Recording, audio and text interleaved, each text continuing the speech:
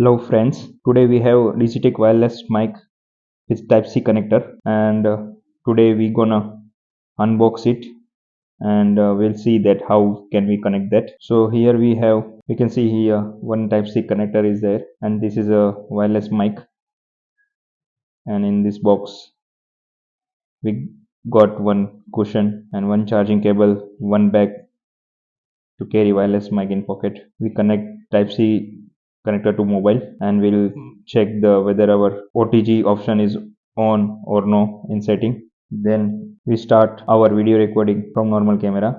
But sometime if your mic does not work, it does not mean that your mic has a problem. To activate that wireless mic, we need to install open camera application from Play Store. Install it and then open that application. You will find one setting option in that application, and then select video setting. In that you will find audio source option, and then you select the external mic if present, that option.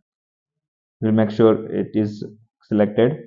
Then we will go back to in that same application, open camera application only. We stay there and we will start recording from that application on itself.